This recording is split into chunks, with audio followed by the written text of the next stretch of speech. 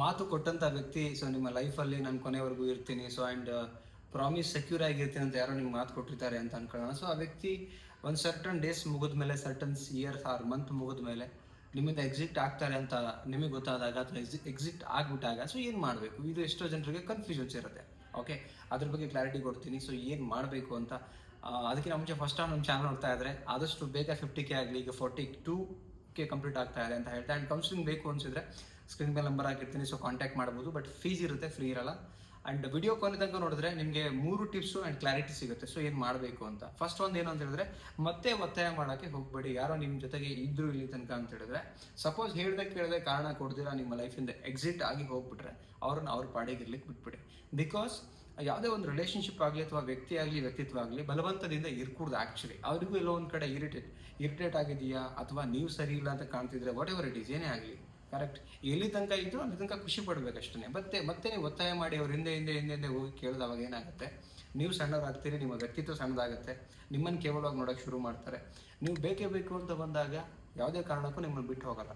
ನೀವು ಬೇಡ ಆದಾಗಲೇ ಒಬ್ಬ ವ್ಯಕ್ತಿ ನಿಮ್ಮನ್ನು ಬಿಟ್ಟು ಹೋಗ್ಲಿಕ್ಕೆ ಸಾಧ್ಯ.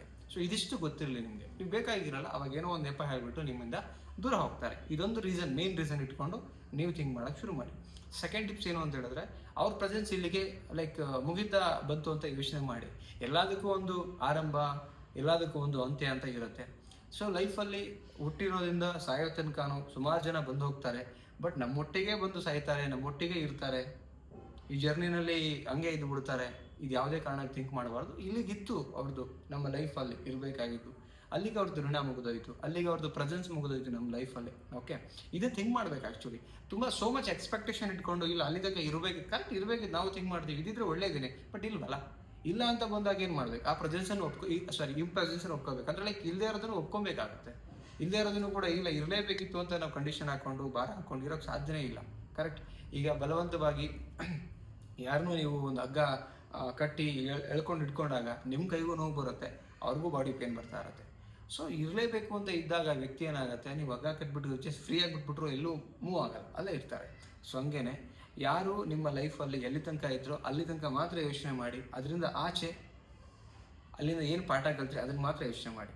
ಇದು ಸೆಕೆಂಡ್ ನಂಬರ್ ಟಿಪ್ಸ್. ಥರ್ಡ್ ಏನಂತ ಹೇಳಿದ್ರೆ, ಮಾತು ಕೊಟ್ಟಿದ್ದು ಅವತ್ತಿಗೆ ಅಷ್ಟೇ ಅನ್ನೋದನ್ನು ಕಲಿಬೇಕು. ಆ್ಯಕ್ಚುಲಿ ಯಾರೇ ನಿಮ್ಮ ಲೈಫಲ್ಲಿ ಮಾತು ಕೊಟ್ಟು ಆಯಾ ಸಿಚುವೇಶನಿಗೆ ಮಾತ್ರ ಮಾತು ಕೊಡ್ತಾರೆ. ಇದು ತುಂಬ ಕ್ಲಾರಿಟಿಯಾಗಿ ಯೋಚನೆ ಮಾಡಿ. ಯಾರಾದರೂ ಮಾತು ಕೊಟ್ಟರೆ ನಿಮ್ಮ ಲೈಫಲ್ಲಿ ಅವತ್ತಿಗೆ ಅದು ನೀವು ಮೆಚ್ಚಿಸ್ಬೇಕು, ನಿಮಗೆ ಕನೆಕ್ಟ್ ಆಗಬೇಕು ಅಂತ ಮಾತು ಕೊಡ್ತಾರೆ. ಬಿಟ್ಟರೆ ನೀವು ಅದೇ ಮಾತು ಕೊಟ್ಟಿದ್ದಾರೆ ಅಂದ್ಕೊಂಡ್ಬಿಟ್ಟು ಲೈಫ್ ಟೈಮ್ ಅದೇ ಎಕ್ಸ್ಪೆಕ್ಟೇಷನ್ ಬದುಕಿದ್ರೆ ನೀವು ದಡ್ರು, ನೀವು ಮುಟ್ಟಾಡ್ರು ಆಗ್ಬಿಡ್ತೀರಿ. ಓಕೆ, ಸೊ ಯಾಕೆ ಅಂದರೆ ಪ್ರಾಕ್ಟಿಕಲಾಗಿ ನಿಮಗೂ ನಾಲೆಡ್ಜ್ ಇದೆ, ನೀವು ಥಿಂಕ್ ಮಾಡಿ.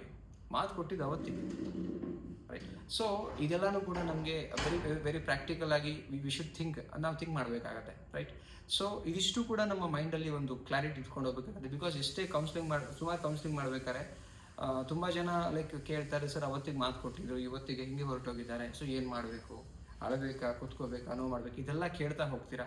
ಬಟ್ ಐ ಥಿಂಕ್ ಇದಿಷ್ಟು ಏನು ಟಿಪ್ಸ್ನ ಶೇರ್ ಮಾಡಿದ್ದೀನಿ, ಇದನ್ನು ಪ್ರಾಕ್ಟಿಕಲ್ ಆಗಿ ಯೋಚನೆ ಮಾಡಿ. Definitely you will get best clarity ಅಂತ ಹೇಳ್ತಾ, ಆ್ಯಂಡ್ ವಿಡಿಯೋ ಇಷ್ಟ ಆಗಿದ್ರೆ ಒಂದು ಲೈಕ್ ಮಾಡಿ, ಎಲ್ರಿಗೂ ಶೇರ್ ಮಾಡಿ. ಮತ್ತೊಂದು ಟಾಪಿಕಲ್ಲಿ ಸಿಗ್ತೀನಿ. ನಮಸ್ತೆ.